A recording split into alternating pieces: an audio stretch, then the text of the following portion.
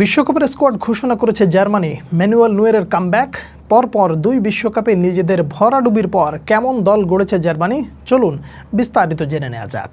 বছর দুয়েক আগে যেই ফুটবলারটা দিয়েছিলেন অবসরের ঘোষণা, সেই ম্যানুয়েল নুয়েরকে রেখেই বিশ্বকাপ খেলতে যাচ্ছে চারবারের বিশ্ব চ্যাম্পিয়নরা। শুধু নামকে অস্থায়ী দলে রাখা নয়, নুয়েরকে নেগেলসম্যান বিশ্বকাপে নিয়ে যাচ্ছেন দলের ফার্স্ট চয়েস গোলকিপার হিসেবে। আই রিপিট, দলের প্রধান গোলকিপার হিসেবে থাকবেন ম্যানুয়েল নুয়ের।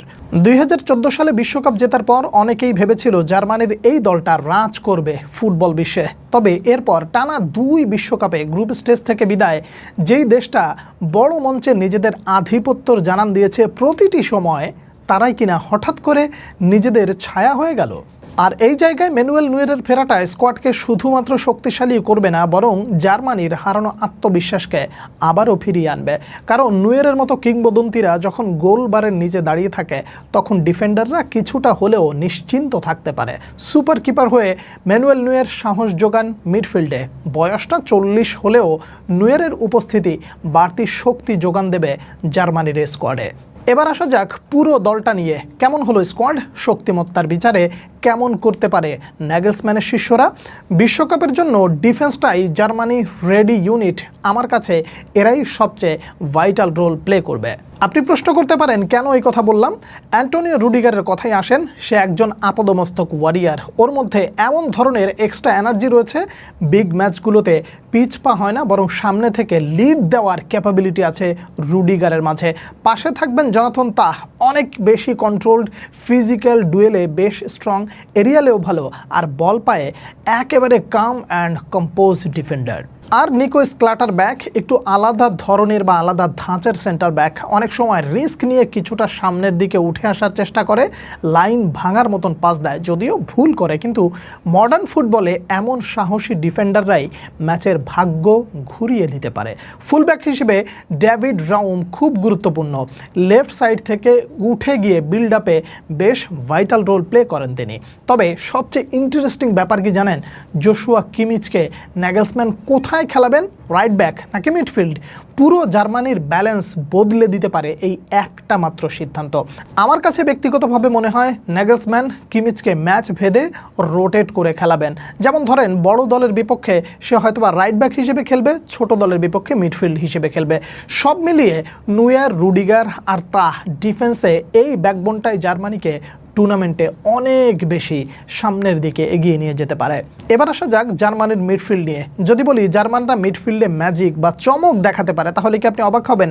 যদি প্রশ্ন করেন কেন কথা বললাম, উত্তরটা খুব সহজ। জামাল মুসিয়ালা এবং ফ্লোরিয়ান ভার্চ, এই দুইজনকে একসাথে সবুজ গালিচায় খেলতে দেখা লিওনার্দো দা ভিঞ্চির মোনালিসার মতো সুন্দর। মুসিয়ালাকে দেখতে একবারে স্ট্রিট ফুটবলারের সুপারস্টার লাগে। এতটুকু স্পেসও ওর পা থেকে বল সরে না। একের পর এক ফুটবলারকে পাশ কাটিয়ে কি সুন্দর ব্যালেন্সটাই না ধরে রাখেন এই তরুণ ফুটবলার। আর ফ্লোরিয়ান ভার্চ অনেক বেশি মেন্টালি স্কিলফুল একজন প্লেয়ার। ও আগে থেকে বুঝে ফেলে কোথায় স্পেস তৈরি হয়। এই দুইজন অন ফর্মে থাকলে জার্মানি যে কোনো প্রতিপক্ষকে খুবই বেকায়দায় ফেলতে পারে। কিন্তু এখানে একটা ভয়ও আছে। দুজনেরই পুরো সিজনটা একেবারে ভালো যায়নি। বিশেষ করে জামাল মুসিয়ালার কথা বলেন, ইনজুরিতে প্রায় সময় ছিল এবং সে কি এখনও পরিপূর্ণ ফিট, এই একটা প্রশ্ন থাকতে পারে। অন্যদিকে ফ্লোরিয়ান ভার্চের কথা বলেন, তিনি ক্লাব ফুটবলে বা লিভারপুলে কিন্তু বেশ খানিকটা সময় ছন্দহীন ছিলেন। তবু আন্তর্জাতিক ফুটবল কিংবা বিশ্বকাপের মতো জায়গায় এনভায়রনমেন্ট কমপ্লিটলি ডিফারেন্ট। এর পাশাপাশি মিডফিল্ডে লিওন গোরেৎসকা থাকায় এক্সট্রা অ্যাডভান্টেজ বা ফিজিক্যাল অ্যাডভান্টেজ পাবে জার্মানিরা। এর পাশাপাশি আলেকজান্ডার প্যাভলোভিচ এমন একজন তরুণ ফুটবলার, টাইম টু টাইম দলকে তিনিও সার্ভিস দিতে পারেন। তবে আমার কাছে জার্মানির সবচেয়ে বড় প্রশ্নের জায়গা হচ্ছে ফরওয়ার্ড লাইন নিয়ে। নো ডাউট কাই হ্যাভার্ট একজন ইন্টেলিজেন্ট ফুটবলার। খেলার মাঠে যেমন স্পেস বোঝে, তেমনি টিমমেটদের সাথে লিঙ্ক আপটাও দারুণভাবে করতে পারে। শুধু তাই না, বিগ গেমগুলোতে তিনি গোলও করতে পারেন। কিন্তু সমস্যা হলো, তুমি যখন বিশ্বকাপ জিততে যাবে বা এত বড় আসর খেলতে যাবে, তখন কুল হেডেড একজন গোল স্কোরার তোমার টিমে থাকতে হবে। যেমন হাফ চান্স থেকে তিনি গোল করতে পারবেন। হ্যাভার্ট এই জায়গায় কেমন করে এটাই সবচেয়ে বড় পার্থক্য তৈরি করে দিতে পারে জার্মানির স্কোয়াডে। এছাড়া উইংয়ের দিকে যদি আপনি তাকান, সেখানে রয়েছে লিরয় সানে, দুর্দান্ত একজন খেলোয়াড়, নিজের দিনে একাই ম্যাচ শেষ করে দিতে পারে, কিন্তু ওর পারফরমেন্স একেবারেই ধারাবাহিক থাকে না। এই জায়গায় তরুণ গ্লেনার্ড কার্ল্ড খুব ইন্টারেস্টিং একটা নাম। 18 বছর বয়সে স্কোয়াডে ডাক পেয়েছেন, মানে বিশ্বকাপের মতন জায়গায় তিনি ডাক পেয়েছেন। বিশ্বাস করেন, ওর মধ্যে এমন কিছু যদি না থাকতো তাহলে নেগেলসম্যান তাকে কখনোই স্কোয়াডে ডাকতো না। যেহেতু ডেকেছে, অবশ্যই বুঝে নেন যে ওর মধ্যে কিছু একটা আছে।